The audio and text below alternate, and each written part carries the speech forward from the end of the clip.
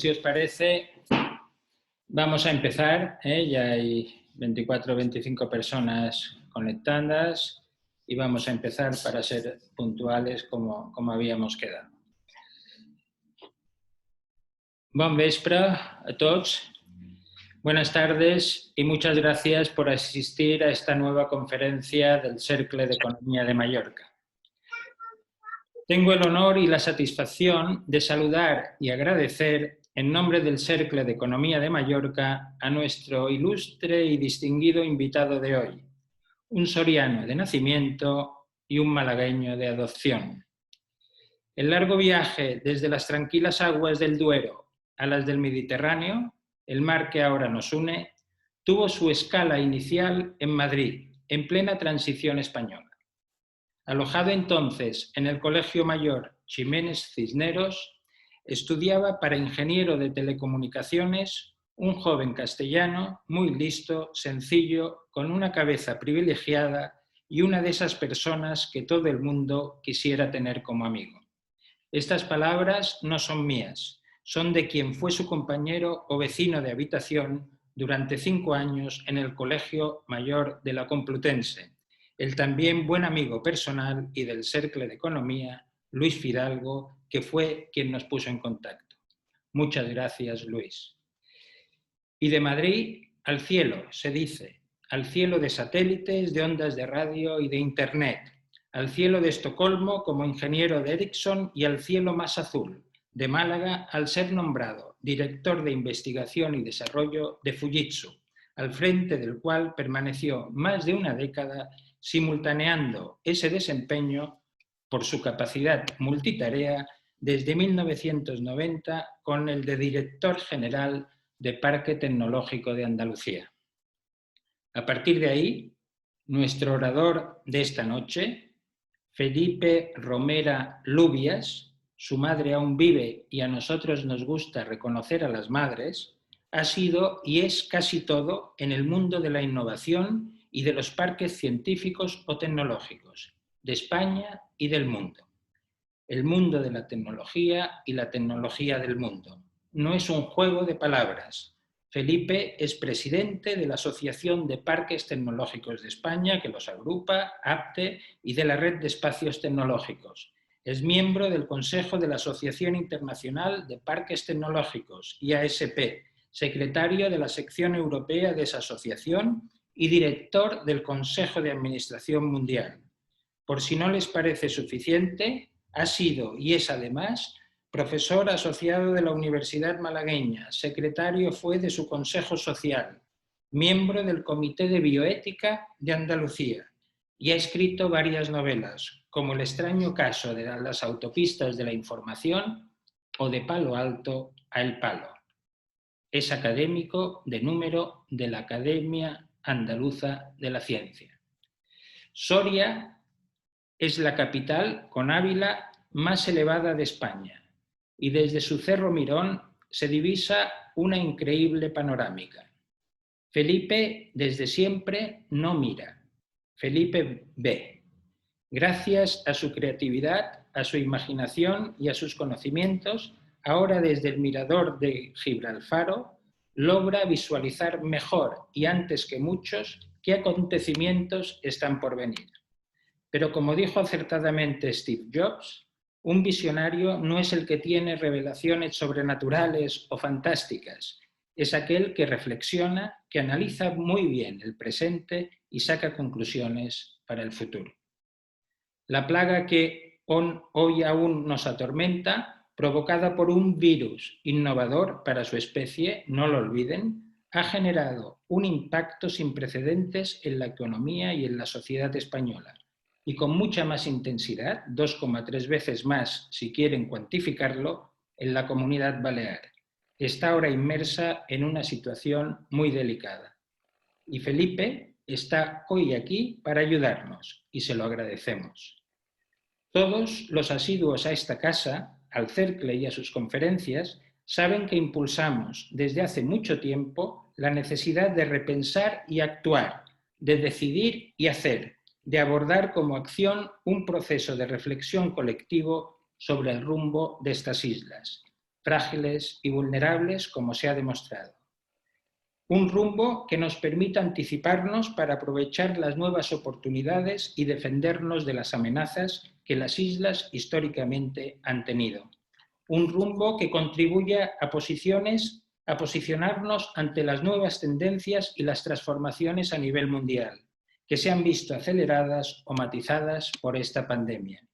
Un rumbo capitaneado desde el Consolat del Mar, institución medieval vinculada a las rutas marítimas y al comercio, pero articulado en mecanismos de cooperación público-privada o público-público que cohesionen a los agentes socioeconómicos insulares en torno a proyectos compartidos. En definitiva, un rumbo esperanzador que favorezca la dinámica positiva de visualización del futuro que nos espera, a nosotros, a nuestros hijos y a nuestros nietos. Y por eso hemos invitado y está con nosotros el mejor timonel, la persona que gobierna el timón de la innovación y de la tecnología como nadie desde hace más de 40 años. Gracias, Felipe, por aceptar nuestra invitación y estar hoy aquí con nosotros. Gracias por tu excelente trabajo de décadas a favor del asociacionismo y del bien común. Y gracias, redobladas, actuales y futuras, por ayudarnos a trazar ese rumbo que necesitamos en medio de este temporal. Bienvenido, Felipe, bienvenidos al Cercle de Economía de Mallorca. Bueno, buenas tardes y Pet, muchísimas gracias por tu presentación. Y también quiero recordar que tú lo has recordado a mi amigo que veo poco, pero son estos amigos del alma que te quedan cuando eres joven y empiezas a conocer la vida en un colegio mayor. A Luis Fidalgo, que sigue siendo un amigo mío del alma, a pesar de que nos vemos poco, pero es igual. Los lazos que creamos fueron tan fuertes que de alguna forma, si él me dice ven, allí voy, y realmente me ha comprometido en 2 o 3 ocasiones y estoy siempre muy satisfecho de poder participar en esta charla, donde realmente intento explicar cómo se ha desarrollado el sistema de innovación malagueño. Intento explicar, porque es un hilo conductor que yo creo que os va a permitir entender muchas cosas de por qué Málaga está donde está en estos momentos. Una ciudad de moda, quizá demasiado de moda, pero una ciudad que con un gran dinamismo que sí es cierto que es fruto de, yo creo que de la historia de Málaga, como ahora os contaré, pero sí al menos de los últimos 30, 40 años. La verdad es que intentar ayudar desde Málaga a Baleares, yo creo que es sencillo. Esta es mi opinión. Pero al mismo tiempo es muy difícil, porque lo más difícil de los modelos, de los sistemas de innovación, es la adaptación al medio. Y ahí no hay experto ni conocido que os pueda decir cómo se hace. Ya veréis a lo largo de la charla las distintas facetas que hemos hecho, cómo hemos desarrollado nuestro sistema, nuestro polo de innovación, pero sigo diciéndolo, siempre lo he dicho y lo diré. La adaptación de un sistema, de un modelo al medio, es realmente lo que le hace diferente. Y ahí sois vosotros, los del círculo, los políticos, los empresarios, las personas, los que es vuestra responsabilidad de remangaros y actuar. Y no es fácil, como también veréis a lo largo de esta charla larga que tengo interés en daros. Realmente, cuando yo estaba feliz en Fujitsu, era director de investigación, hacíamos cosas infinitas, con 30 años, 30 y pocos años, yo creía que habíamos llegado al culmen, habíamos desarrollado un sistema multiprocesador de 40 ordenadores trabajando en paralelo, un gran sistema de conmutación de paquetes que fue de alguna forma el origen de Internet como centrales de conmutación para enviar datos de un sitio a otro. Y lo habíamos conseguido con Telefónica, con Fujitsu. Habíamos conseguido ese éxito de unos jóvenes que nos lo creímos y por eso lo hicimos. Pues cuando el alcalde de Málaga me dijo, tú tienes que hacer el parque. La verdad es que por un lado me apetecía mucho, pero por otro no. Los japoneses fueron muy muy generosos conmigo porque me dejaron durante un cierto tiempo compaginar ambos trabajos y al final me permitieron que los abandonara para hacer un proyecto infinito, como era hacer el parque. Yo en aquella época había leído las cosas del Silicon Valley, ¿no? ¿Qué pasaba por allí? Que ya pasaban muchas cosas, no ahora, pero en aquella época estamos hablando de los años 80, la final de la década de los 80 del siglo pasado, estaban ocurriendo ya muchas cosas por allí. De hecho, había una ola de innovación, que es lo que genera realmente los ecosistemas de innovación, al menos bajo mi punto de vista, que era la electrónica, que de alguna forma había conseguido en una década pues crear cerca de 200.000 puestos de trabajo y la creación de empresas, que creaban otras empresas, que al final apareció el capital riesgo, el capital aventurero, financiando estas empresas. Bueno, se había creado lo que se dice también ahora un ecosistema que funcionaba alrededor de la electrónica. Y yo, pues, a copiar, que es lo que siempre hay que hacer en los modelos de innovación, intentar copiar para hacerlo mejor. Pero claro, me encontré que todo lo que allí se hacía, en Málaga no lo tenía. Allí había 2 universidades que trabajaban para el desarrollo económico. Ahora parece que esto es fácil, pero en los años 80, hablar de innovación, yo creo que ni las empresas sabían lo que era, ni la universidad tenía ningún interés, ahora no es que tenga mucho más, pero sí lo tiene, en la transferencia de conocimiento. Y la Universidad de Málaga estaba en otro negocio, que no era el de la transferencia. Y no teníamos un Stanford ni un Berkeley, estas universidades que fruto digamos, de la Guerra Fría con los rusos fueron capaces de desarrollar los sistemas excelentes de radares, que creó en Stanford un desarrollo tecnológico por Frederick Terman. Bueno, fue eso lo que yo quería copiar, pero no tenía nada, ningún elemento de copia, que es también lo que yo intento contaros hoy, ¿no? No había una universidad interesada en el desarrollo económico, no había fondos de capital semilla, ni capital riesgo, no había nada. Y me remangué a desarrollar un proyecto grande, muy grande, porque la moda de los parques tecnológicos cuando llega a España es cuando al principio de los 80 se crean las autonomías y las autonomías quieren creer que el parque tecnológico estaba de moda por el mundo, pues hagamos cada uno un parque tecnológico, convirtamos nuestra autonomía en un Silicon Valley. Esta fue la idea inicial. Y en Madrid fue Barcelona, bueno, Cataluña, la que empezó inicialmente, en una pugna entre Pujol y Maragall para desarrollar la innovación y la tecnología. Así se creó primero la idea del Silicon Vallès, que bueno, concluyó en el parque de Cerdanyola, el parque del Vallès. Y los madrileños dijeron, pues si Cataluña tiene un parque, yo me hago otro. Y quedaron 3 cantos, pero de verdad, fueron los vascos los primeros que desarrollaron un parque tecnológico en las afueras de Bilbao. Y todas las demás comunidades autónomas hacen un parque. Cuanto menos desarrollada desde el punto de vista de innovación o tecnológico estaba la comunidad autónoma, el parque se hacía más grande. Esto pues fue así, ¿eh? De hecho, nosotros, en una región de bajo desarrollo económico, en aquella época, pues como ahora, los sectores predominantes en Málaga era el turismo, la construcción, un poco el agroalimentario, poquito el tecnológico, poquito, y nada más. Bueno, pues yo cuando entré en el proyecto vi un diseño de un parque grandísimo, de 168 hectáreas, rodeado de parcelas, y donde yo vi que toda la I+D que se estaba haciendo en Andalucía cogía quizás la parcela más pequeña, simplificando, ¿no? Y ese fue el proyecto al que me enfrenté, como podéis imaginaros, con muchas dificultades y con poco entusiasmo por parte de muchos actores políticos, pero la verdad es que nos dejaron hacer. Y esto es un ejemplo, el primer ejemplo, el cómo la gestión de un sistema de innovación hay que dejar hacer a unos gestores, a la iniciativa privada, hay que darle una confianza larga en el tiempo para que ésta perdure. En estas circunstancias, en Málaga sí había cosas, ¿eh? Teníamos 4 fábricas relevantes o importantes, ¿no? Estaba estaba la fábrica de Secoinsa, que luego fue Fujitsu. Secoinsa fue el intento español de desarrollar una industria de informática y telecomunicaciones.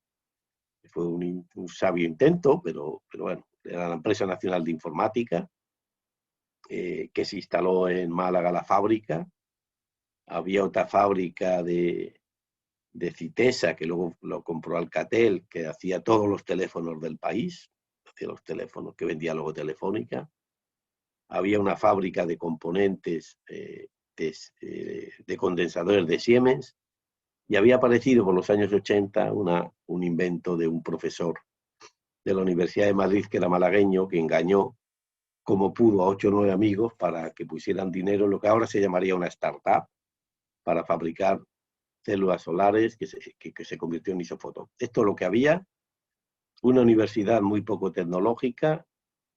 Fuimos capaces, la Asociación de Ingenieros de Telecomunicación, que estábamos por aquí unos cuantos, de convencer al rector que si queríamos desarrollar el Silicon Valley en Málaga. De ahí viene un poco esa novela, ese libro que escribí de Palo Alto al Palo. El Palo es un barrio de Málaga y Palo Alto, pues bueno, es la cuna del Silicon Valley. Pero intentamos convencerle de que tenía que hacer una universidad politécnica, telecomunicaciones, informática, industriales, y así lo hizo. Y de hecho la primera generación de esta escuela politécnica coincidió con el origen del parque, que también fue un elemento clave en este tema. En estas circunstancias empezamos a trabajar. ¿Y qué teníamos? No teníamos nada, teníamos un edificio que había una incubadora.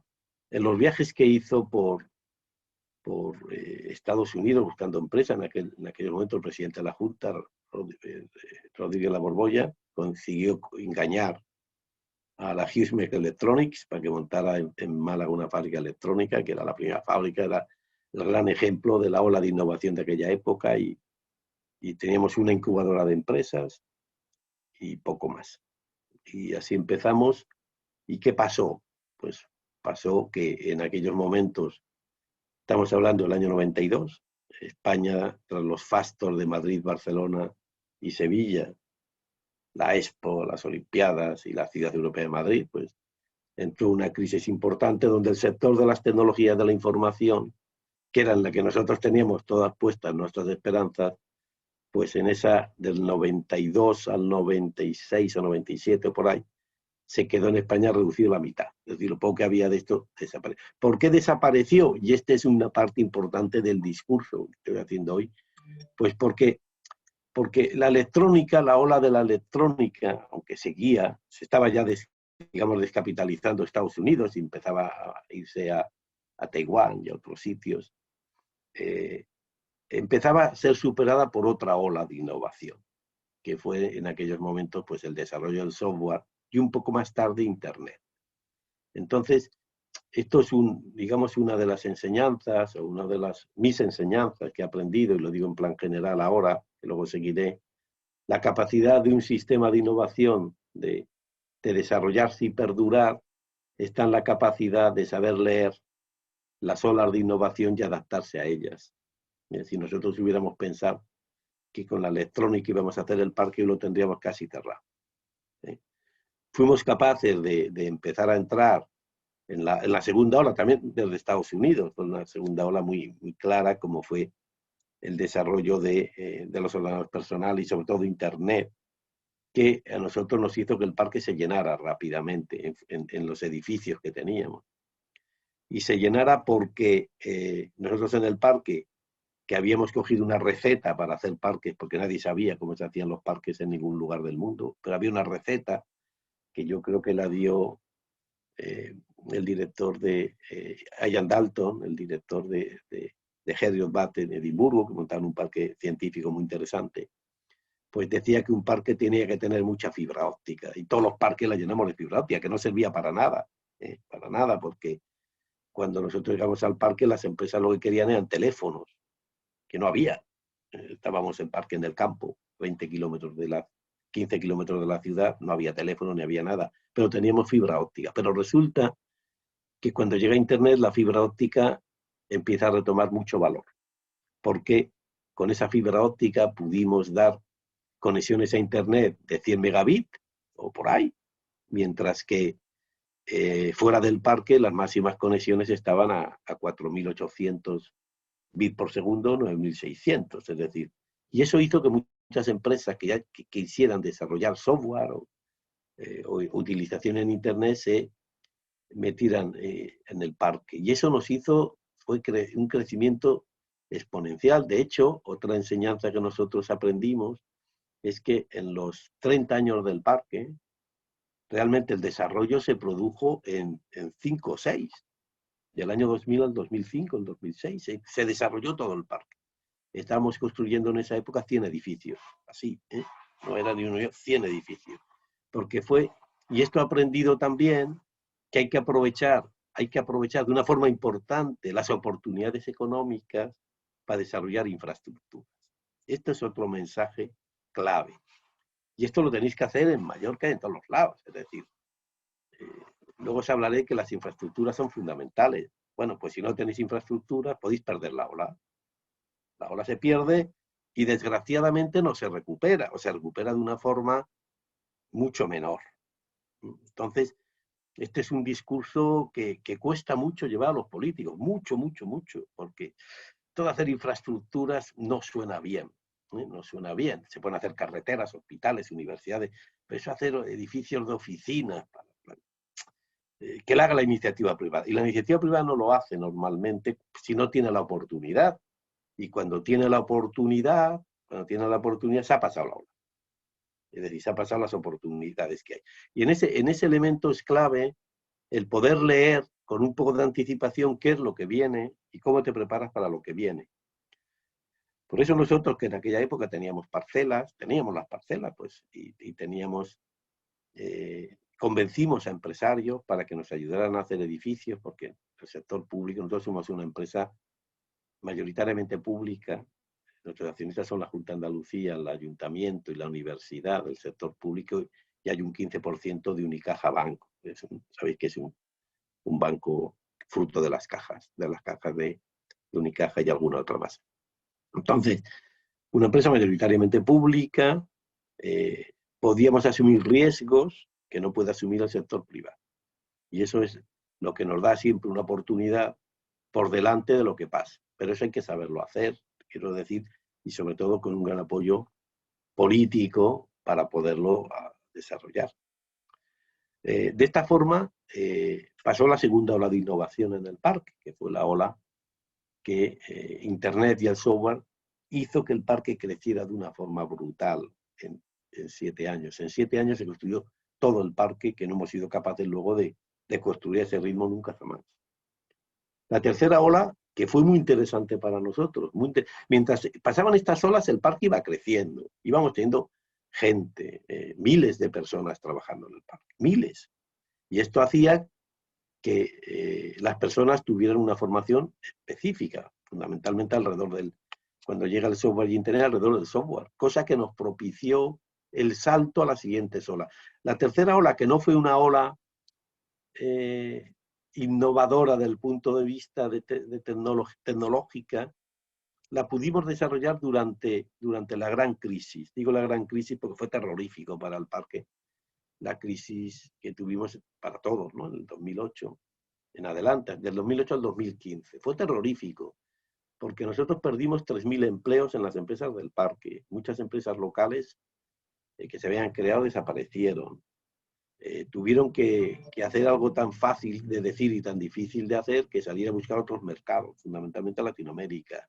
Pero conseguimos que las grandes empresas vieran una oportunidad en el parque para aumentar su productividad en función de las transformaciones internas de sus elementos de gestión y la oportunidad de tener una mano de obra, llamémoslo entre comillas, barata, como puede ser en Baleares, con respecto a lo que es Madrid, Barcelona o lo que es Londres o Frankfurt, y que permitiera de alguna forma hacer la empresa más productiva. De ahí nos salvamos, digamos, durante la gran hecatombe que fue la crisis económica. Y además durante esa época nos pasaron cosas muy curiosas. El parque funcionó,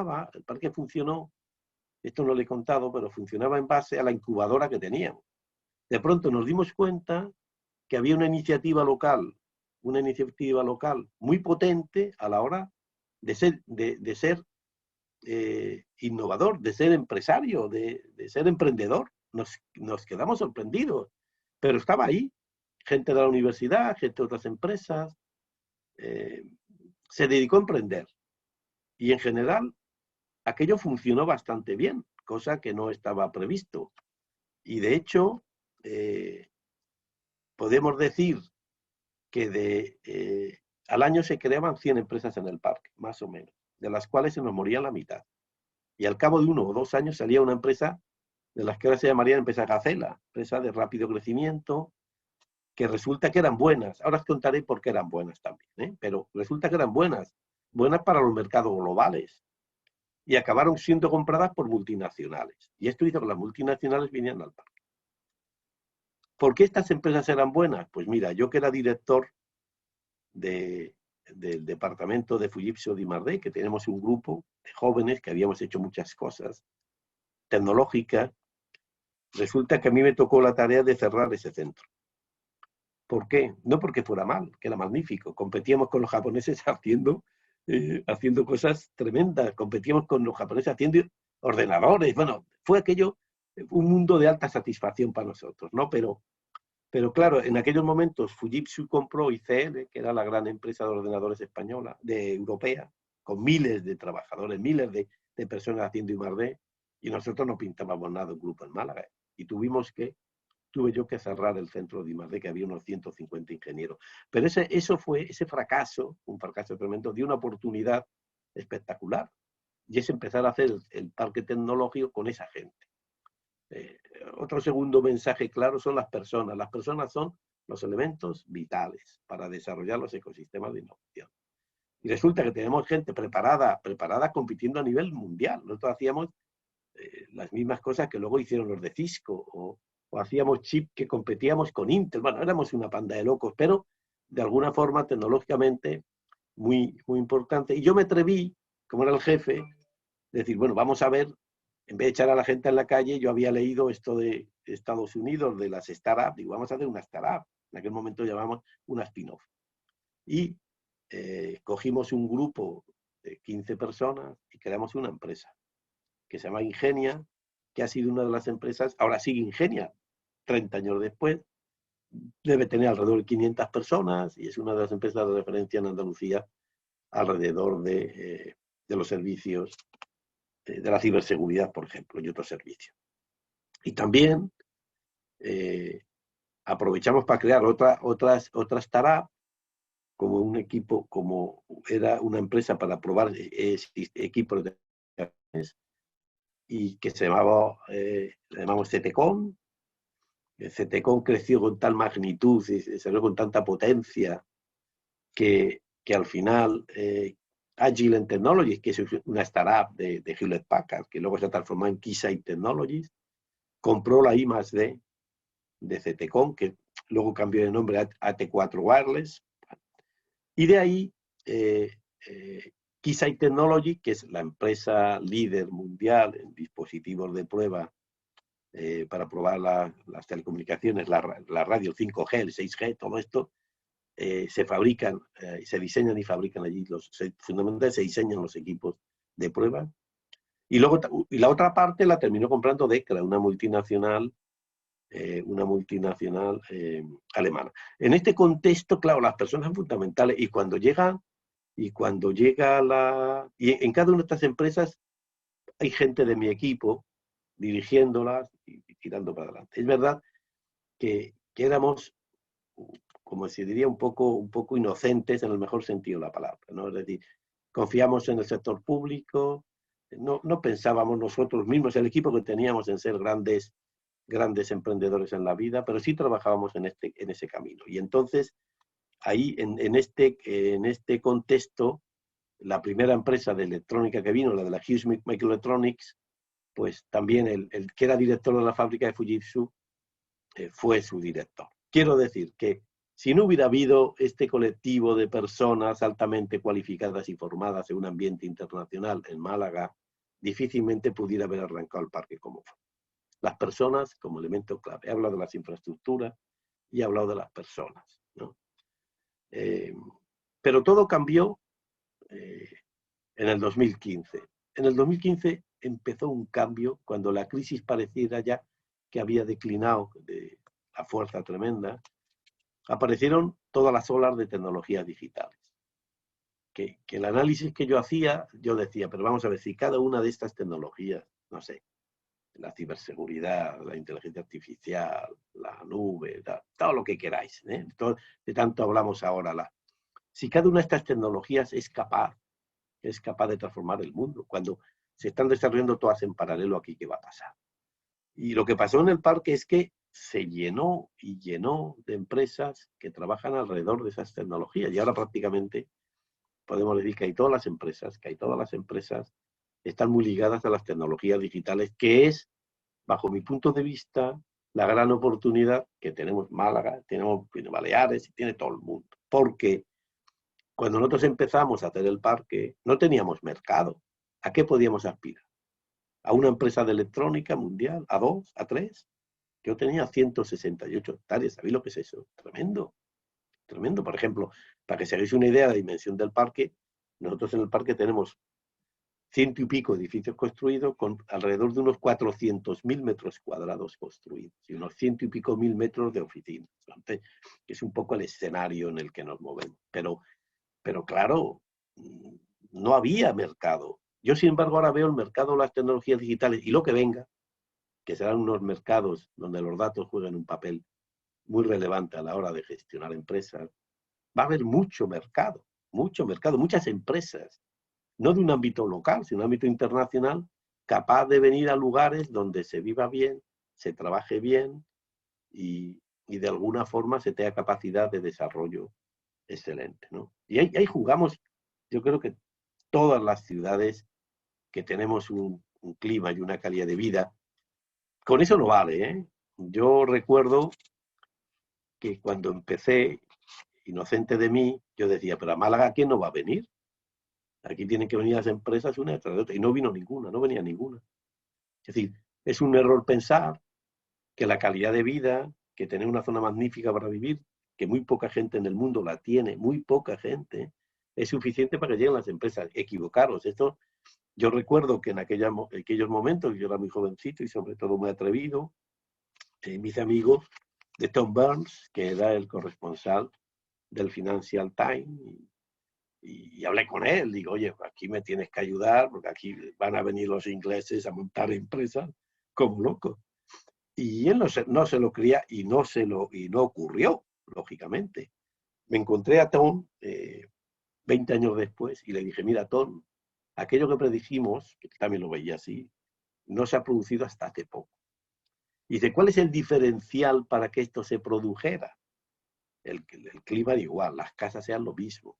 Pues el gran diferencial era la gente, que había gente preparada, gente dispuesta a poder desarrollarse dentro de un ecosistema de innovación, que es la clave para poder de alguna forma hacer crecer ese ecosistema de innovación.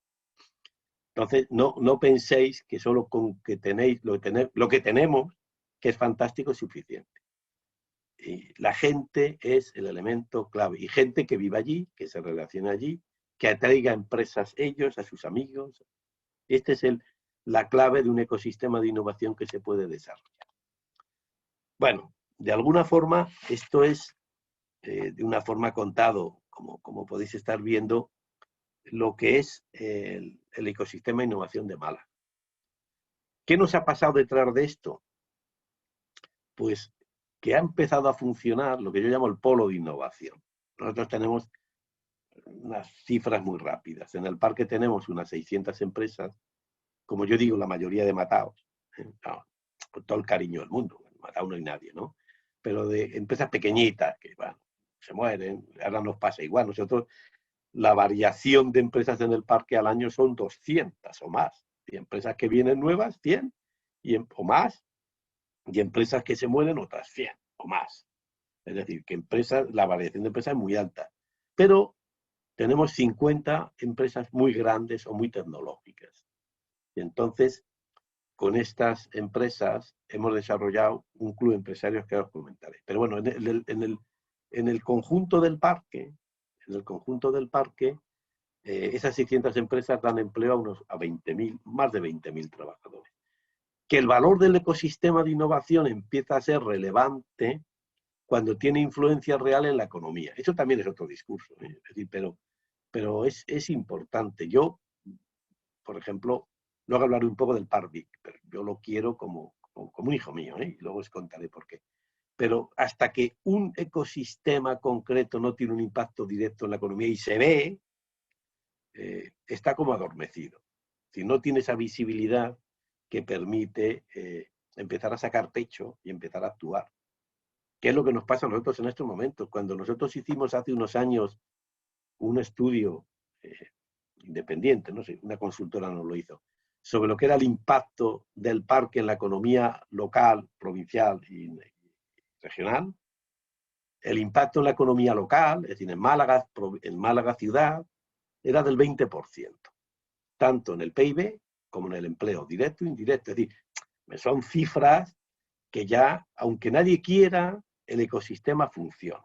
Ahora, si eres un 2%, es difícil que además que te diga que eres un buen chico, me dicen, bueno, esto está bien, no sé qué, pero que tengas un impacto capaz de que también se te vea fuera de alguna forma como un elemento de referencia, ¿no? Entonces, esto es realmente lo que es importante. Dimensión. Hemos hablado de personas, hemos hablado de infraestructura, y es necesaria una dimensión. ¿Cómo se consigue dimensión? Pues sumando, de verdad, sumando todo lo que tengáis, sumando. Hay que sumar, no hay que restar. Lo que pasa que lo de la suma no es sencillo, porque somos partidarios todos nosotros de nuestro reino de Taitra. Como se suele decir ahora en plan más fino, nuestro estado de confort, ¿no? Y a mí que no me líen. Yo esto lo tengo, me va bien, y yo para mí. Pero puede ser una dirección que el de al lado que está haciendo lo mismo vaya en otra. Y lo que puede pasar es que, como sabéis, los vectores que tiran de direcciones opuestas se anulan. Sin embargo, si tiran todos en la misma dirección, se suman y más. Aparece lo que se llama la sinergia. Por eso hay que sumar. Y esto no es cuestión, es decir, el cambio económico, que es lo que tanto os interesa en Baleares con respecto a la innovación, tiene que ser sumando todo lo que hay, todas las iniciativas que hay, e incluso alguna más. Y eso os lo tenéis que creer. Vamos, más que vosotros, yo creo que los responsables políticos, que son los que tienen verdadera capacidad de poder para transformaciones que no afectan solo al conocimiento, sino que afectan, por ejemplo, a la ciudad. Esto es otro tema realmente delicado a la hora de plantearlo, porque claro, igual que digo yo esto, dice, ¿y este quién es? Quiero decir, me va a enseñar a mí, que soy el gerente de urbanismo, que me lo sé todo mejor que nadie, ¿me va a enseñar a mí ahora lo que tengo que hacer? Bueno, quiero decir, pero no hay más remedio que sumar, que buscar adeptos, aliados, de buscar elementos que permitan llegar a tener una idea general, lo que yo llamo el pensamiento único, mal dicho, claro, eso suena fatal, pero un pensamiento común que permita desarrollar proyectos en toda su dimensión. Si tú tienes ya dimensión, es más fácil. Es decir, nosotros, por ejemplo, el parque, lo que llamamos Málaga Tech Park, antes se llamaba Parque Tecnológico Andalucía, también se llama ahora así, pues podemos representar a lo mejor el 80% del ecosistema malagueño, ¿no? Y tenemos fuerza, pero nosotros queremos sumar, sumar y sumar, que esta es la única forma de conseguir amplificar todo lo que tú eres. Y eso nos ha dado buenos resultados. Nos ha dado muy buenos resultados. De todo esto, hasta ahora no he hablado de un elemento relevante y cada vez más relevante y fundamental, que es la universidad. ¿Qué es la universidad? Cuando nosotros empezamos el parque, en los años 80, las relaciones con la universidad empezaron a palos. Era normal, era normal. De hecho, en esos momentos se estaba decidiendo dónde se construían los edificios de las titulaciones tecnológicas, el de ingenieros, de teleco, de informática, de industriales. Y los representantes de la Junta de Andalucía decían, pues que se vayan al parque, que allí tenemos la formación, tenemos los alumnos, vamos a crear pues esta idea también de ecosistema, ¿no? Mezclemos el conocimiento con las empresas y tal. Aquello fue mentar la madre al rector, dicho así en términos sencillos, porque él decía quién es la Junta para entrar en mi autonomía universitaria. Y de ahí nos salimos. De ahí nos salimos, es decir, al final los edificios se construyeron en el campus, pero eso creó ya un enfrentamiento entre el parque y la universidad, que afortunadamente a lo largo de los años se ha ido solucionando de una forma positiva, ¿no? Con los antiguos rectores hablábamos de lo mismo, había una relación cordial, pero no había elementos de valor en este tema, no los había. Y entonces tuvo que pasar el tiempo para que en estos momentos el parque y la universidad sea una misma cosa. Y es verdad que es una misma cosa. Hemos creado en el campus de la universidad un edificio que es del parque, pero que lo gestiona la universidad, que llamamos el Rayo Verde, donde allí se desarrollan todas las iniciativas de las empresas con respecto a la innovación y al emprendimiento y a la universidad. Allí la universidad se abre a las empresas, es un lugar abierto a las empresas y abierto al mundo universitario. Los empresarios ven allí a la universidad y ha sido un proyecto de mucho éxito. También hemos desarrollado el Limón Verde, en este caso en el parque, que es un edificio donde queremos que proyectos de empresas se puedan desarrollar como proyectos para desarrollar empresas en base a su proximidad al mercado. Ahora estamos creando la vertebración, que antes os he comentado, la vertebración de las empresas del parque en un club, que se llama Málaga Tech Park ESEX. En este club, todas las grandes empresas trabajan en común. Estamos creando un gran centro tecnológico con visión europea, donde las tecnologías 5G, lideradas por Ericsson, la ciberseguridad, liderada por Google, la ciberseguridad, todos estos elementos se están desarrollando en base a un gran centro tecnológico que se desarrolla a través de la innovación, donde todos participan, desde los poderes públicos a los poderes privados. No es una iniciativa pública-privada, es una iniciativa privada-público, que no es lo mismo, aunque se dice no es lo mismo.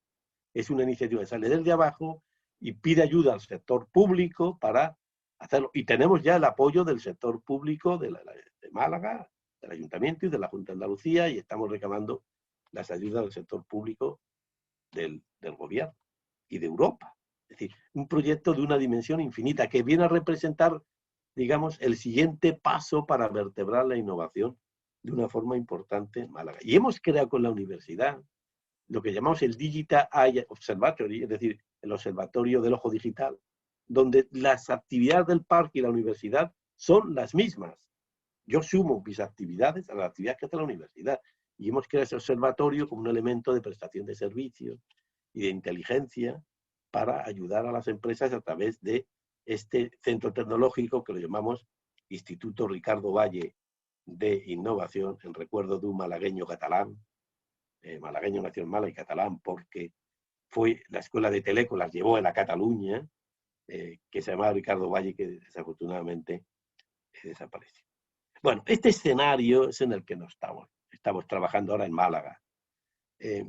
¿Cómo veo yo? Os veo a vosotros, ¿no? Yo, como os he dicho al principio, un poco, yo viví el Parvic. Lo viví con toda la intensidad. Ya era presidente en aquella época, creo, de la Asociación Española de Parques, y vi que era el gran proyecto nacional de parques. La verdad es que hay Richard Rogers, que creo que fue el que lo desarrolló, se adelantó 20 años al negocio, ¿no? Por decirlo de alguna forma. Había creado un parque sostenible, un parque donde las actividades, infraestructuras para las empresas se mezclaban con infraestructuras para los trabajadores y había casas, que era fantástico aquel modelo. Pero creo que la sociedad, vuestra sociedad no lo entendió. Rápidamente las casas se entienden como especulación. A mí me ha pasado lo mismo en Málaga, ¿eh? Es decir, que no lo digo en ningún punto de vista mío, es exactamente lo mismo. Hacer casas en el parque era pecado mortal, ahora las estoy haciendo, pero vamos, es un elemento clave. Y y he visto pues todo su crecimiento. Lo que no, a mí no me ha gustado es que no ha tenido un rumbo. Lo digo con todo el cariño hacia el Parvic. Un rumbo que haya permitido mantener durante todos los años y que le haya permitido crecer. Creo que ha sido excesivamente dependiente de los gobiernos, pero politizado. Cada vez que venía un gobierno, pues cambiaba al gerente y hacía una cosa. Esto ha sido un poco la historia. Y eso, a pesar de su excelente crecimiento, yo creo que el Parvic está lleno con lo que hay y tiene todavía capacidad de crecer y no tiene dinero, no tiene apoyo, no tiene no sé qué para desarrollar infraestructura, pero el Parvic es un proyecto de éxito que a mí me parece, por lo que yo he oído, que no está suficientemente reconocido en el ecosistema de Mallorca. No lo he visto reconocido, ¿no? En mis conversaciones no lo veo como un elemento valor, quizá porque su dimensión quizá no impacta de una forma brutal en la economía. Pero es que además están pasando muchas cosas en el mundo. Yo ahora pregunto a las empresas que vienen al parque, ¿por qué vienen? Esta es la pregunta y además vienen solas. Yo no hago promoción, no sé, me paso la vida haciendo promoción que no sirvió para nada.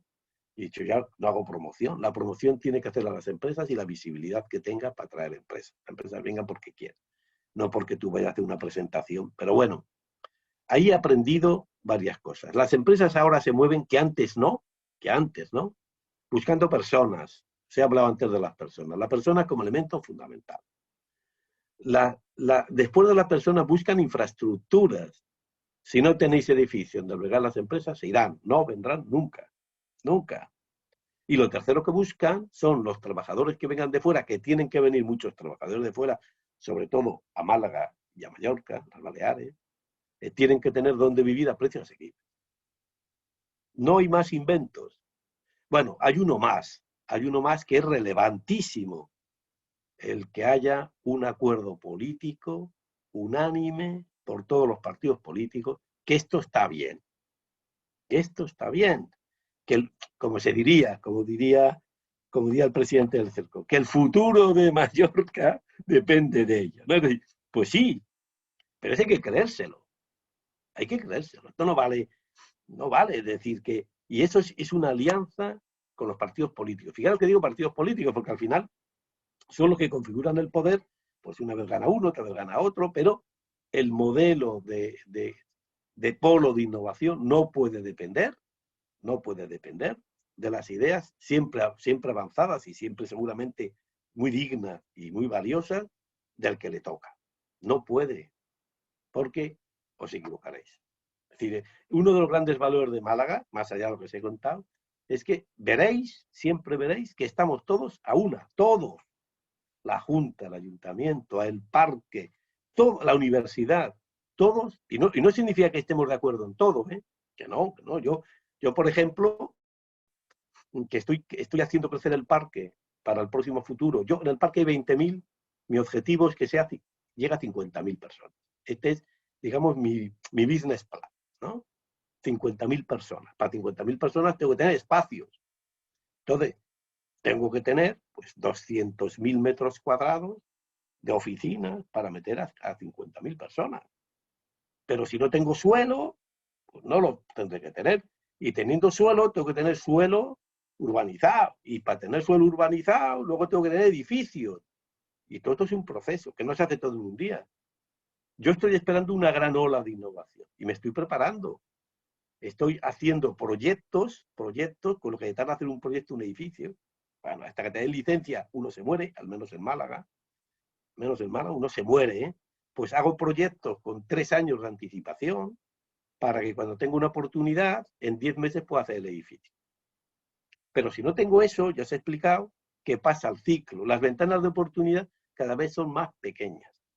Y podéis estar discutiendo el sexo de los ángeles y pasando todas las oportunidades que esta economía digital va a hacer. ¿Qué está haciendo el alcalde de Málaga? Por eso digo que no es que estemos de acuerdo siempre en lo mismo. Yo me empeño en tener 200.000 metros para tener un parque de 50.000 y ya está bien, ya está bien.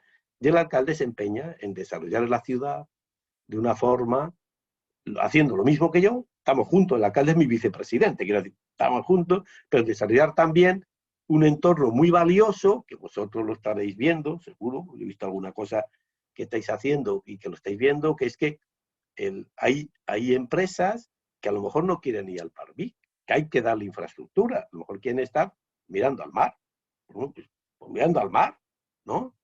Y depende de la dimensión que hagáis, así serán vuestras oportunidades. Esto es muy difícil, claro. Esto de decir, esto es como los inversores, ¿no? Yo digo a los inversores, mira, venid aquí, que yo voy a hacer un parque de 50.000. No se lo creen. No se lo creen, no se lo creen, porque dicen, yo te hago un edificio si tú me garantizas que tengo una multinacional para 10 años. Digo, pues no te lo garantizo, pues no te hago el edificio. Esta es mi pelea, ¿no? Con los inversores. Algunos ya se va creyendo que si quiere tener una multinacional, tiene que tener el edificio. Porque si no, la multinacional cuando viene y dice, mira, yo quiero venir a Palma, ¿no? A Mallorca, ¿no? Y quiero un edificio de 5.000 metros. ¿Hay o no hay? Si hay, se viene. Si no hay, nunca más volverá. Esto es así, cómo funciona la economía. Entonces, yo creo que debéis en el sentido, ¿no? Tener infraestructuras. Y si no hay infraestructuras, poco tenéis que hacer. En donde sea, en el Parvis, en el puerto, ya que sea, donde tengáis sitio. Tenéis que tener personas. La persona, habéis visto que en el ecosistema de Málaga ha sido clave. Las personas que trabajen, que entiendan, que atraigan. No vais a tener capacidad para tener personas locales. Tenéis que atraerlas.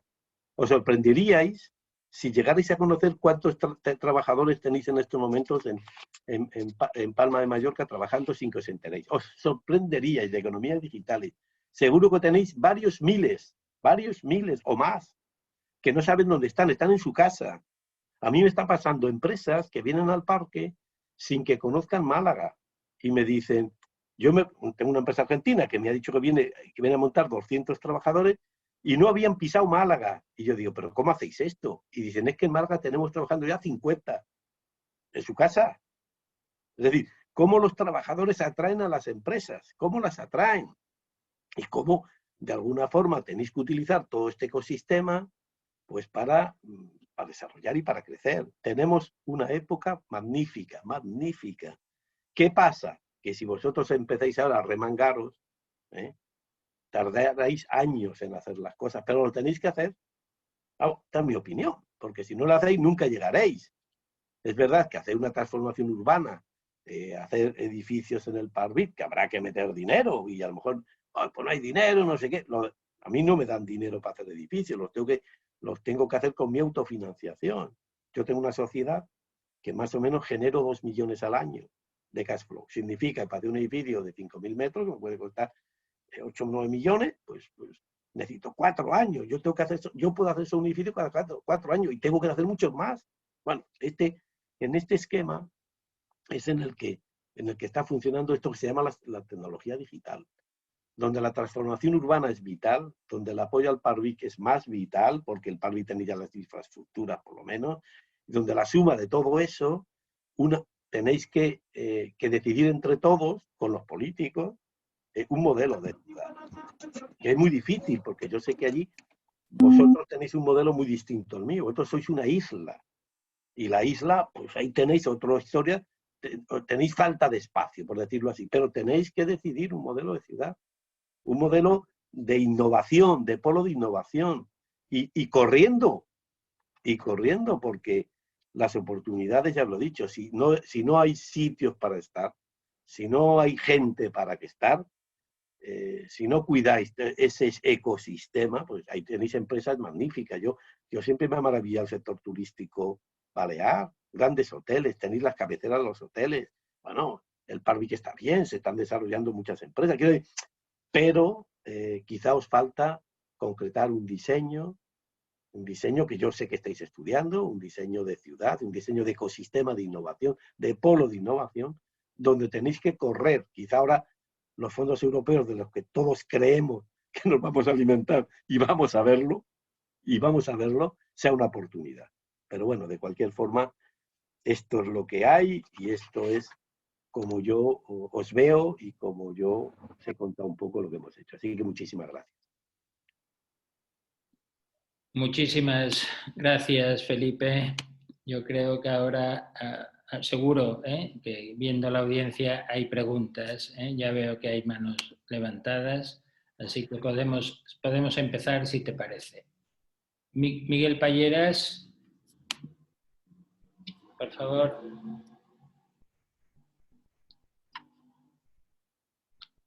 Miquel, el micro.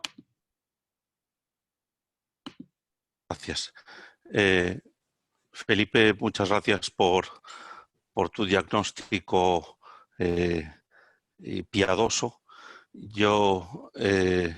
pero muy completo. Yo represento al clúster de innovación en turismo. Estamos en el Parvit y lo que te quisiera preguntar es, teniendo también la potencia turística que tenéis en la Costa del Sol, cuya capital es Málaga, y que ha tenido pues una evolución en las últimas 5 décadas hermana de la nuestra, en infraestructuras aeroportuarias, en problemas urbanísticos, en especulación, en atracción de mano de obra de otras localidades, etcétera, etcétera, o regiones. Entonces, ¿cómo ves lo de tecnología, futuro y turismo? Y perdona, esta va a ser mi pregunta, pero antes quisiera hacer una aclaración. Creo que Baleares es una potencia en la logística turística mundial. Es decir, aquí llegue la cantidad que llegue, somos capaces de procesarla. Pero lo que somos incapaces, y lo hemos demostrado desde hace varias décadas, es de vender. No hay posicionamiento territorial digital, no hay venta, hay otra cosa que se llama contratación. Y si alguien nos envía 1000 en el aeropuerto, que es donde empieza nuestro turismo, somos capaces de procesarlo, pero con una maestría y resiliencia mundiales. No falta gasolina, no falta coches de alquiler. Tenemos la mayor flota de Europa, es decir, París o Londres o la Costa Azul no tienen las dimensiones que tenemos.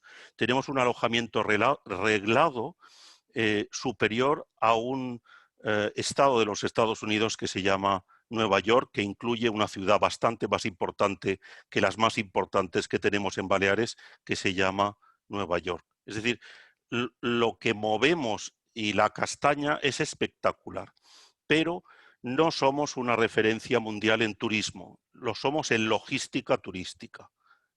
Entonces, ¿qué pasa? Que en esta logística turística pues está la mayonesa de 5 kilos que se inventó aquí, está el tener 5 euros para dar de comer, cenar y de desayuno, que no lo ha conseguido todavía McDonald's. Es decir, hay muchas cosas maravillosas, pero esto de que siendo una máquina de necesitar reservas nos tenga que reservar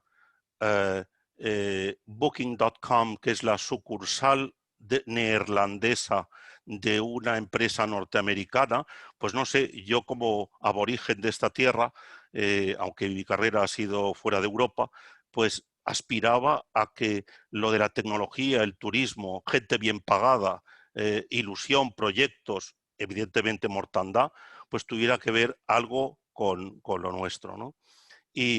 Y sencillamente, perdona esta matización y ya acabo, o sea, logística turística, la pera, turismo todavía por construir, y segundo, que somos la comunidad Europa, la comunidad española con menos gente que termina el bachiller y además la que tiene menos gente universitaria. Parece que aquí un universitario es que, vamos, en tercero ya debería estar colocado, si ahora son los grados de 4, ¿no? Y en nuestra época de ingenieros pues eran de 5, ¿no? Pero pues no sucede. ¿Por qué? Porque el turismo que tenemos es industrial.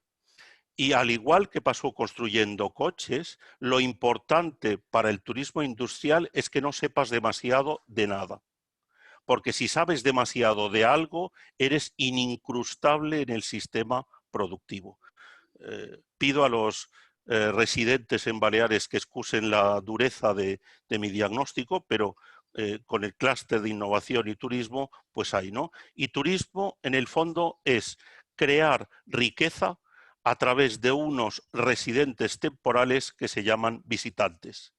Turismo no es dormir, turismo no es hotel, turismo es experiencia. Entonces, perdón por el rollo, me callo y te dejo hablar, que es el objeto No, de esta noche. no, el rollo, yo estoy de acuerdo contigo. Mira, uno de mis grandes fracasos, a mí casi todo me sale mal, ¿eh? Os lo digo así de entrada para que no Esto creáis.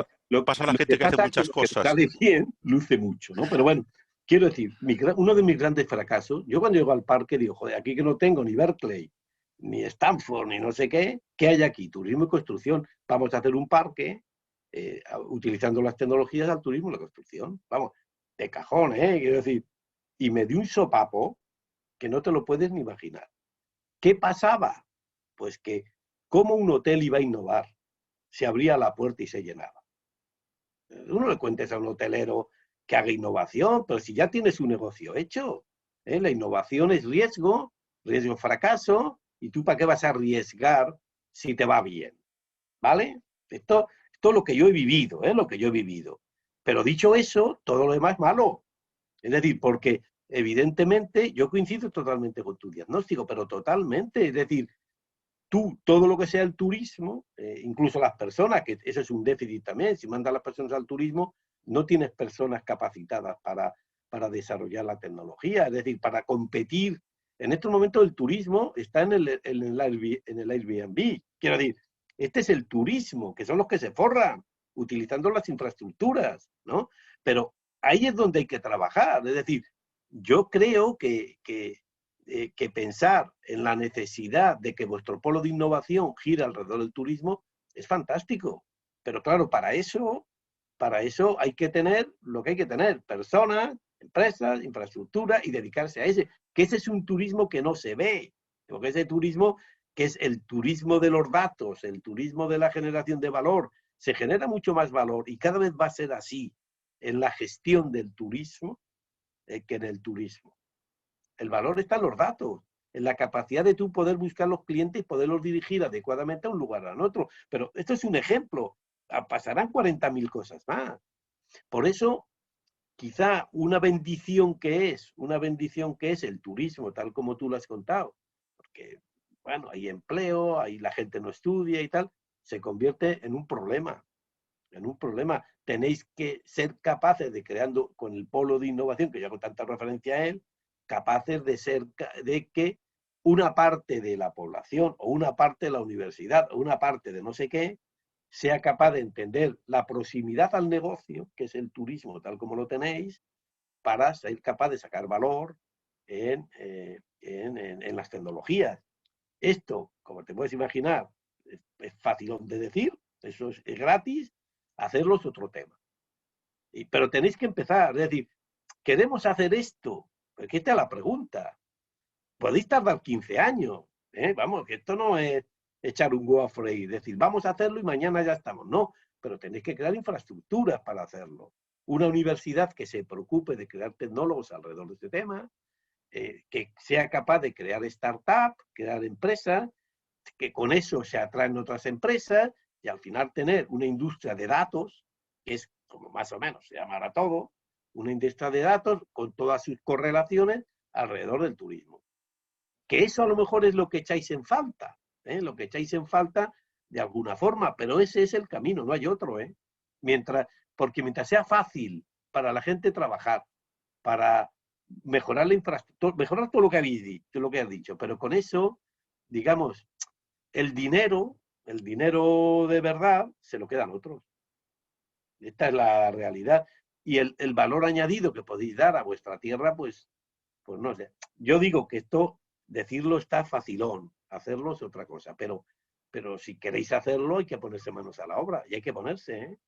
El valor de tener un gran maná que es el turismo, aunque ahora haya caído, volverá. Yo creo que ha sido una tragedia, pero volverá. Pero hay que ser tener la idea de que sin la innovación, como tú dices, sin la tecnología, no hay futuro. No hay futuro. Y ese convencimiento o lo tenéis o no lo tenéis. Y esto está así. Si los hoteles, todo el elemento logístico que tenéis, no se lo cree, pues no podrá invertir en eso. Y si no hay inversión, alguien que compre, es más difícil. Es más difícil. Pero dicho eso, no hay otro camino, ¿eh? Yo no lo veo. Muy bien. ¿Alguna pregunta más? Luis Queglas.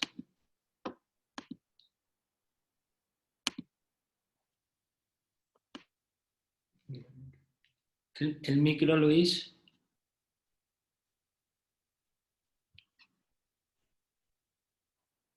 Ahora. Buenas tardes, Felipe. La verdad que después del aperitivo que tuvimos contigo el otro día, hoy el menú ha sido espléndido. No te oigo, ¿eh? Sí, ¿se me oye ahora?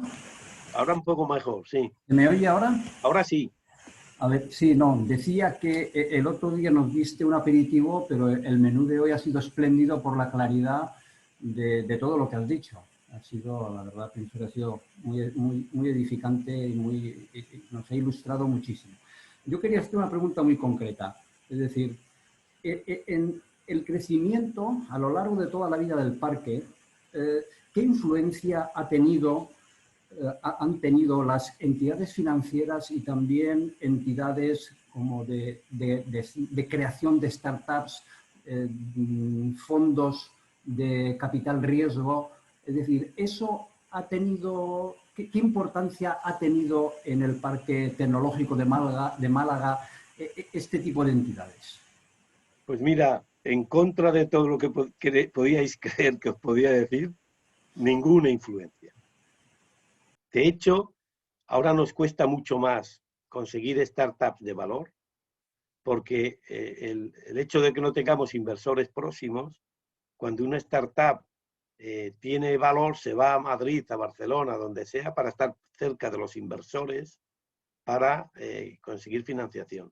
Pero las grandes empresas que os he dicho que se desarrollaron en el parque, que serían ser 20 aproximadamente, que fueron compradas por las multinacionales, se desarrollaron con fondos propios. Cuando digo fondos propios, no son propios, con financiación de clientes fundamentalmente, no con fondos propios, empezaron sin tener nada. Y eso es un déficit que tenemos que no lo veo claro cómo lo podemos arreglar, ¿eh? Estamos ahora dándole muchas vueltas a este tema y estamos pensando que más bien creemos que pueden ser las empresas grandes las que financien el origen de las startups en base a proyectos que les interesen que fondos de inversión. Nosotros, una de las frustraciones que a mí me han dolido más ha sido ver cómo gente muy capacitada, muy brillante, muy curiosa, se han enfrentado a desarrollar startups que no iban a ningún sitio. Y eso lo veía yo desde el día. Y los mejores años de su vida lo pasaban luchando con sueños que no tenían ningún futuro comercial. Sin embargo, por eso el cambio que estamos intentando dar es poner esa gente de valor a desarrollar proyectos próximos al mercado que les permita crear sus startups en base al apoyo de una gran empresa. Pero el tema de la financiación, pues podríamos decir que nos ha ido bastante mal, bastante mal. Sí. Antes de pasar, hay alguna pregunta más, pero a mí me gustaría, Felipe, engarzar un poco esa visión tuya del parque tecnológico que tienes. Ya has comentado que fue Paco de la Torre el que te puso al frente, digamos, de ese proyecto infinito, como has repetido muchas veces.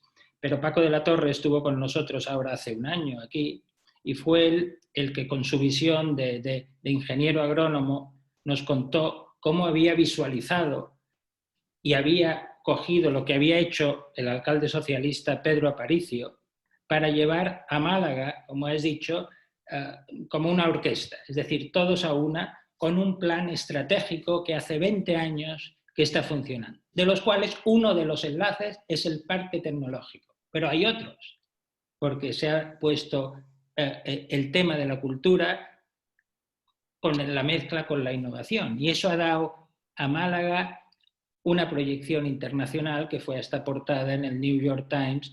Y yo digo que mi último viaje de la vieja normalidad fue a Málaga, ¿eh? Y reconoces el cambio brutal. Por eso quería ver cómo se engarza todo eso, cuál es esa visión que tiene y si eso es exportable a un territorio como el nuestro. Sí, a mí me contrató Pedro Aparicio, ¿eh? Paco estaba, en aquel momento estaba fuera del mundo municipal. Pero lo que tú dices es así, es así. Paco, que estaba fuera en aquellos momentos del mundo del parque, por ejemplo, él ya en los años 70 hablaba de las tecnópolis francesas, lo cual significa las personas que estamos diciendo, las personas. Evidentemente que Málaga en estos momentos es un conjunto de bloques. El tema de la cultura, de los museos, del cine, el tema del Palacio de Ferias. El Palacio de Ferias es otra institución en la que nosotros somos en el equipo solo 12. Y te aseguro que la mitad de mi equipo trabaja para el Palacio de Ferias y la otra mitad para la universidad.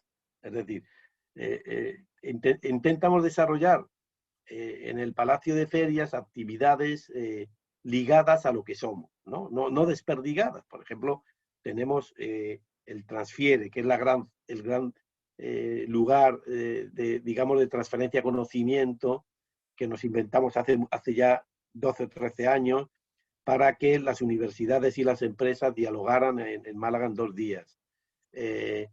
Estamos también en tema de smoothing, de movilidad y de sostenibilidad. Es decir, todo eso se ha ido creando, pero creando no, lo que os decía antes, como entidades, son entidades independientes, pero no cada uno con su propio cortijo.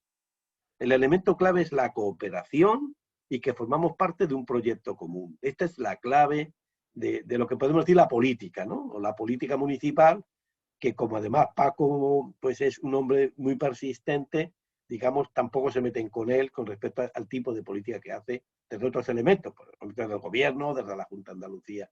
La clave es eso. La clave es tener una cierta idea, que es lo que yo os decía, una cierta idea común. Es decir, ¿qué queremos hacer? ¿Y de qué forma lo hacemos?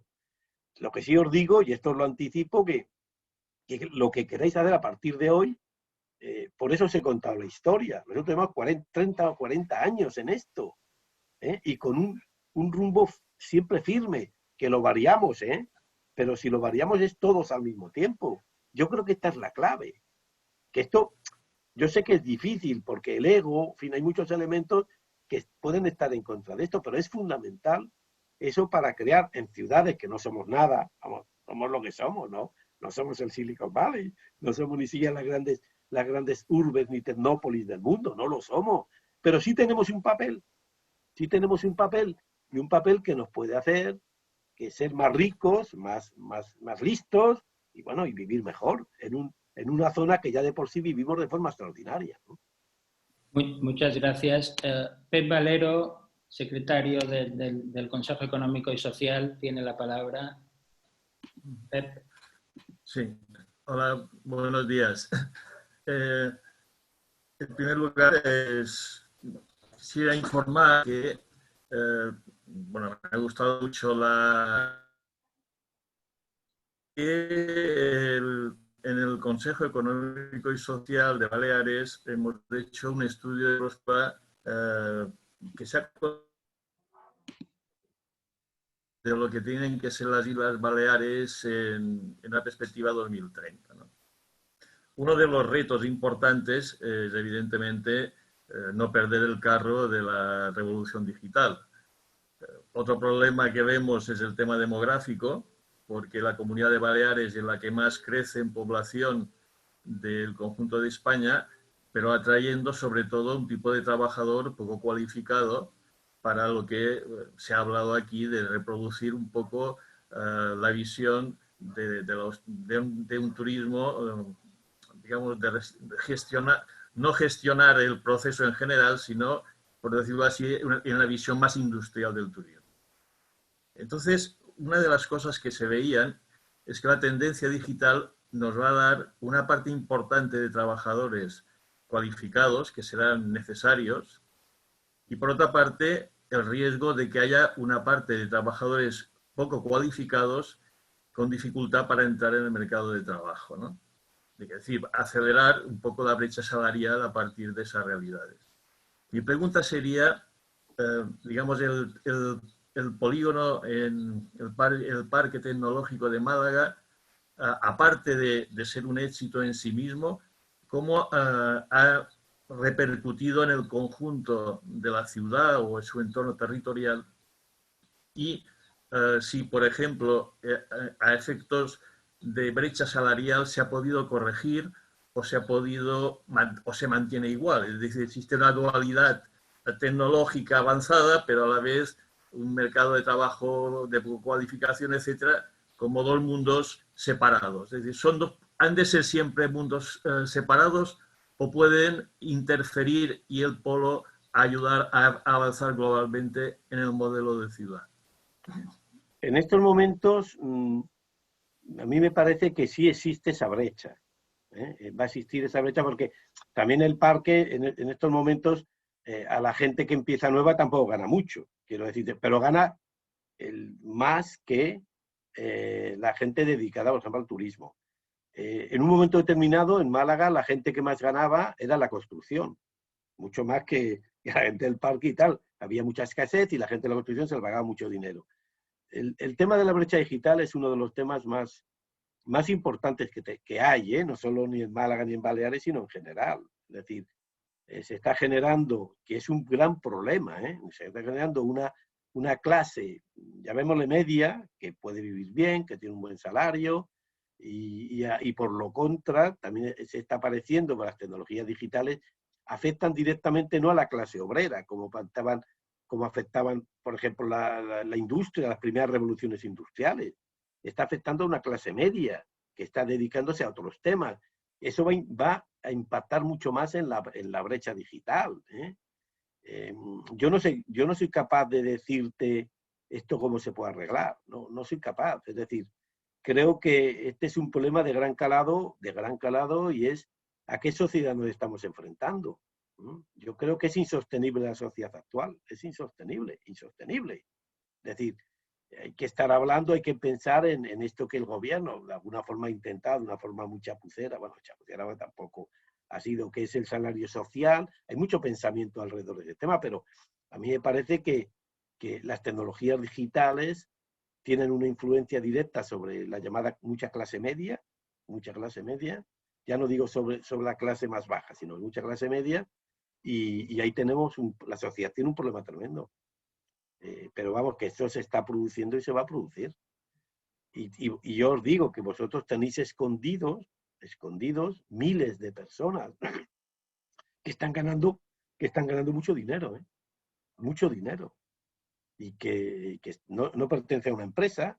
Hombre, gastan. Yo creo que uno de los factores más interesantes, por ejemplo, de Málaga, con el parque ha sido su relación con la cultura, ¿no? Ese proceso sí se ha dado, ¿no? Es decir, la presencia de trabajador más interesado, más curioso, que puede ser el trabajador del parque, con respecto a la cultura, sí ha hecho que la cultura también progrese en Málaga. No sé, la música, los museos, bueno, todo esto se ve que se está desarrollando, pero evidentemente no sé contestarte a la gran pregunta, porque es una gran pregunta que no es, de verdad que no es exclusiva ni de Málaga ni de Baleares, es una pregunta exclusiva de la sociedad mundial. Bien, son las 8:50, llevamos más o menos el tiempo pactado. Si hay alguna última pregunta por parte de los invitados, que levante la mano, y si no, pues ya nos despediremos de Felipe. No hay nadie más, parece. Bueno, pues Felipe, otra vez, muchas gracias. Muchas gracias, porque además, como ha dicho Luis, si el otro día fue un aperitivo, hoy ha sido un menú completo, pero además con sinceridad, y has transmitido realmente tus vivencias en Málaga y en el parque, que son muy importantes. está claro, se dice que los amigos de mis amigos son nuestros amigos, ¿eh? Y a partir de ahora tienes muchos amigos aquí en Baleares, tienes muchos más amigos de los que tenías. Esperamos que este sea el inicio de otra trayectoria y que nos sigas tutelando y dando tu visión práctica para pasar de las musas al teatro y conseguir ese anhelo que tenemos desde hace mucho tiempo. Pues muchísimas gracias. Yo lo único que siento hoy, y lo siento de verdad, es no estar allí con vosotros, ¿eh? Todo esto todavía a mí me da un poco reparo de estar, aunque voy de algunos sitios, pero yo creo que todo esto se acabará, ¿eh? Con las vacunas, con eso se acabará, y desde luego me gustaría verlos algún día en Mallorca, ¿vale? Pues tomamos la palabra y así lo haremos. En Mallorca organizaremos alguna conferencia sobre esto. Pues muchas gracias a todos, a las 30 y pico de personas que habéis estado en directo, ¿eh? Y hasta la próxima. Muchas gracias, Felipe. Gracias. Adiós, adiós.